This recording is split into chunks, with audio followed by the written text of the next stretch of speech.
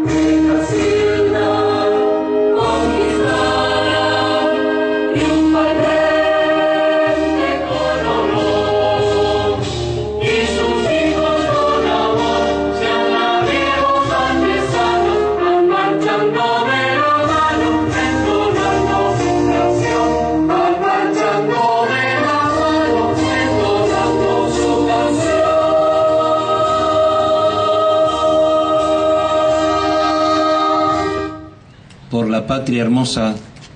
en la que vivimos,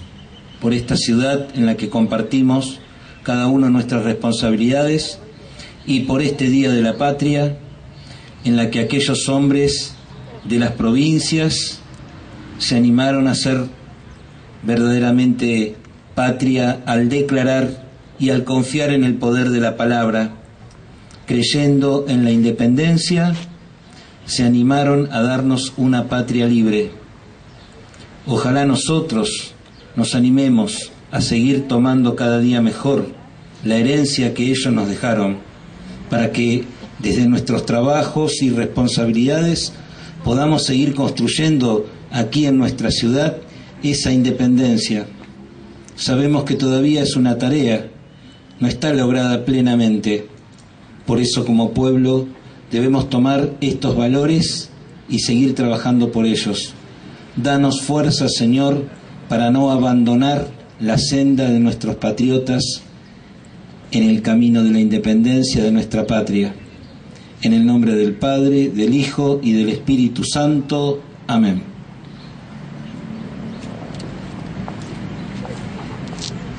Múltiple sentido tuvo la palabra independencia. Por ejemplo, una patria libre de toda dominación extranjera. Pero la palabra fue cambiando de connotación con el transcurso del tiempo. ¿Acaso la independencia radique para nosotros, argentinos y latinoamericanos, en dar a nuestro pueblo más educación y los instrumentos culturales que les permitan distinguir y defender sus derechos?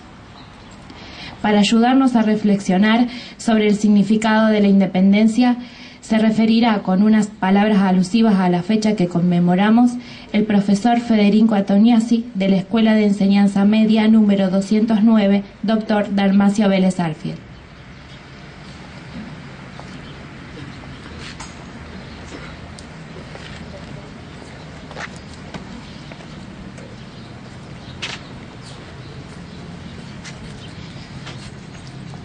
La construcción de la patria es siempre un proceso que involucra una promesa no solamente en el sentido de un juramento de unión o de lealtad, sino también una promesa en términos de lo promisorio,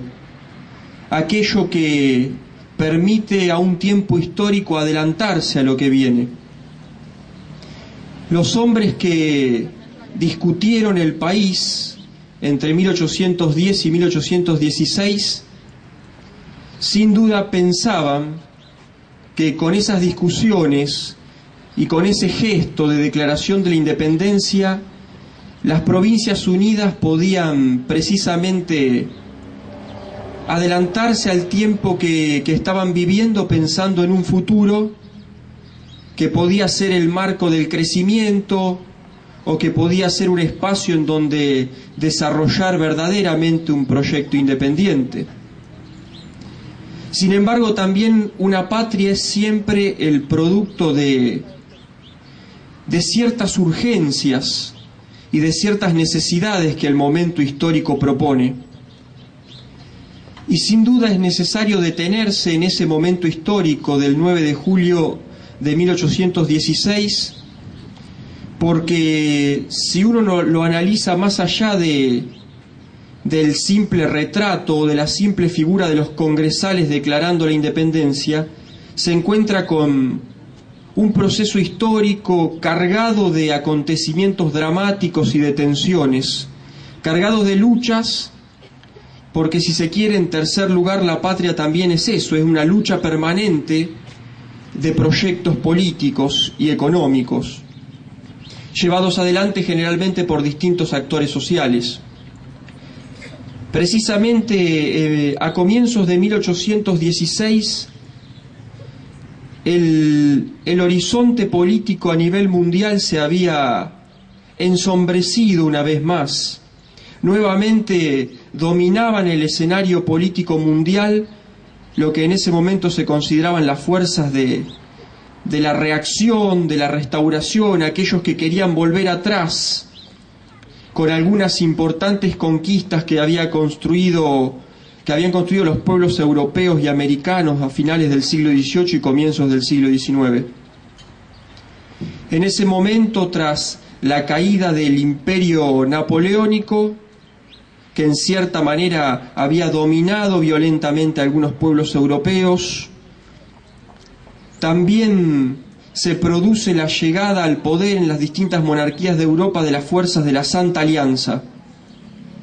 Austria, Prusia, Rusia, Francia más adelante, Inglaterra en cierta medida colaborando con ese proyecto que tendía a establecer otra vez en todo el mundo a las grandes tiranías que esclavizaban prácticamente a sus pueblos en los propios límites naturales de la nación que les había tocado defender. América no estaba ajena a ese proyecto, a ese nuevo oscurantismo monárquico que se establecía sobre Europa.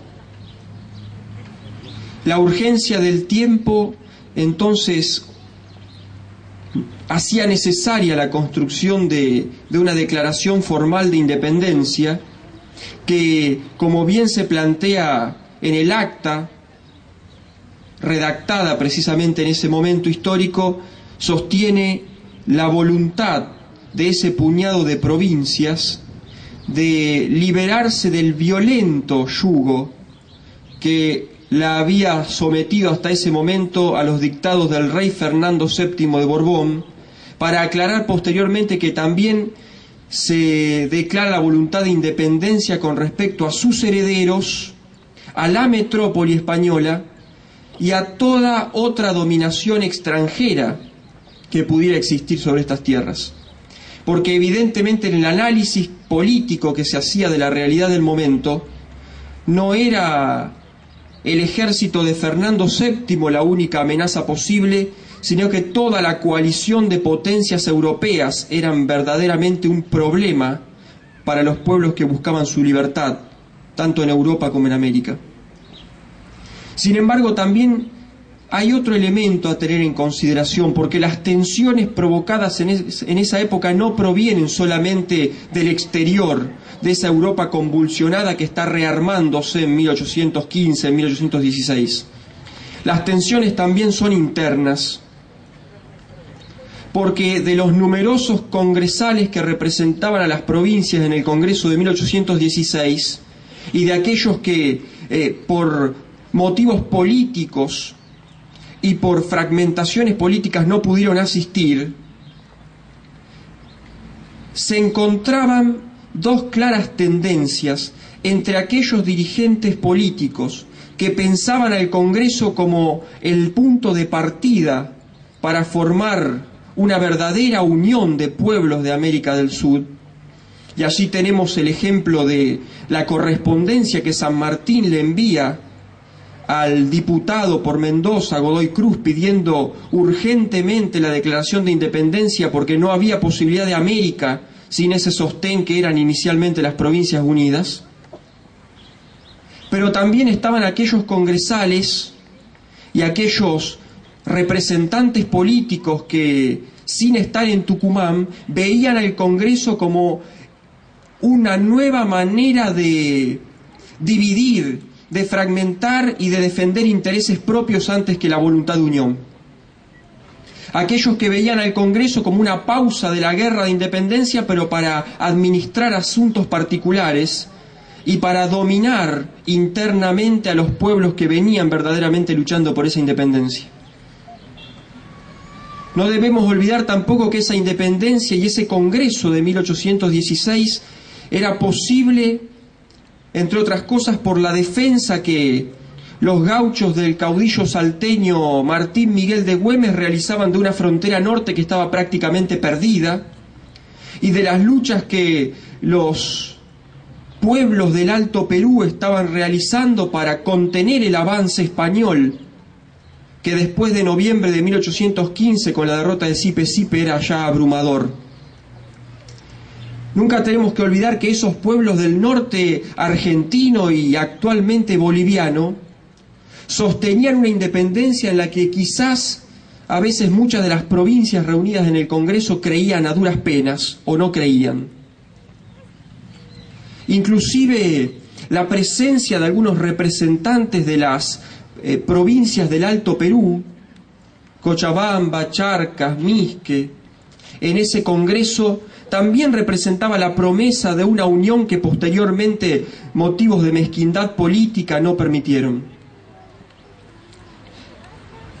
Pero tampoco debemos olvidar que a ese proyecto independentista de 1816 no pudieron asistir como representantes al Congreso los miembros que representaban, o los diputados que teóricamente representarían a las provincias del litoral. El litoral también estaba bregando por un proyecto de independencia y bajo los auspicios del oriental José Gervasio Artigas estaban realizando desde 1815 un congreso para darle forma a otro proyecto político independiente que era el de las provincias o el del protectorado de las provincias del litoral, los pueblos libres del litoral, como los denominaba Artigas. Es decir, evidentemente 1816 era un momento de ebullición revolucionaria en donde se ponían en juego tanto el curso moderado como el curso revolucionario activo de los acontecimientos. Momentáneamente uno podría decir que triunfaron en ese momento las fuerzas del particularismo y de la división, parece algo llamativo. En el momento en que se genera la voluntad de unión, triunfan los intereses de aquellos que consideran que la unión se basa en la división. Porque todo aquel proyecto político alternativo a quienes controlaron finalmente el Congreso, que rápidamente se trasladó a Buenos Aires, fueron olvidados, eliminados y hasta guerreados en nombre de la propia independencia. El último aspecto a destacar es que sin duda ese proyecto de la independencia abrió una serie de discusiones que sin duda son todavía las del presente. Inmediatamente el desacuerdo llega al Congreso de 1816 cuando hay que definir la forma de organización política de ese conjunto de provincias que han decidido unirse. Porque precisamente el aspecto que continúa o que sigue al acto de independencia es precisamente el reparto del poder. Y el reparto del poder es sin duda el gran aspecto o la permanente tensión que existen en todas las repúblicas y en todos los organismos políticos que existen y que han existido. Y posteriormente a la pregunta por el reparto del poder viene otra, que es la del reparto de los recursos y de las riquezas. Precisamente el Congreso de 1816 abrió esos dos grandes ejes de reflexión y también esos dos grandes ejes de lucha. ¿Cómo iba a distribuirse el poder político en un país que recién estaba discutiéndose y que todavía no tenía ni sus fronteras definidas? ¿Y quién se iba a quedar en términos de grupos sociales con la posibilidad de definir o de delinear los proyectos económicos que iban a ser los que terminaban imponiéndose en ese momento? Sin duda que la gesta que se inició en 1810, o si se quiere en 1809 en el Alto Perú, la gesta que continuó con las luchas de los artiguistas, con las luchas de los revolucionarios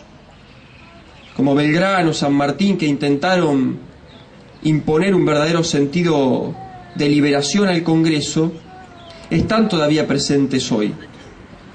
Los grandes ejes de la discusión política están presentes en el sentido de que son los mismos grupos, los grupos de la reacción, los grupos que pretenden volver atrás con las conquistas de los pueblos por un lado, y los grupos que intentan llevar adelante las luchas, que intentan mostrar que la libertad no se gana de una vez para siempre, sino que es un proceso permanente, los que siguen definiendo la política de hoy. Recuperar la visión integral del 9 de julio es entonces una tarea no solamente histórica, sino también política. Recuperar la idea de que el 9 de julio no es un brindis de congresales, sino que es la urgencia de un país amenazado por todos sus rincones y los conflictos latentes entre proyectos de país alternativos, y reconocer que ese 9 de julio dejó atrás proyectos políticos que fueron ninguneados por la historia nacional, y reconocer que el 9 de julio dejó sin integrar a vastos grupos sociales que todavía hoy están pensando en integrar este país, es sin lugar a duda la tarea que nos toca. Se trata de una tarea, vuelvo a decir, histórica y política. De lo histórico, en cierta manera, podemos hablar y podemos decir algo. Cuando se construyen los discursos sobre la patria, cada olvido, cada omisión, cada proyecto histórico que queda desterrado, cierra una puerta o una ventana quizás para repensar el presente. Entonces, la visión integral del 9 de julio nos va a dar no solamente un nuevo sentido de lo que es construir una patria en el presente, sino que nos va a dar la posibilidad verdadera de que esa patria sea inclusiva, de que esa patria integre a los sectores sociales, no bajo proyectos impuestos, sino escuchando verdaderamente las intenciones, los intereses, los deseos y las aspiraciones de esos sectores. Muchas gracias.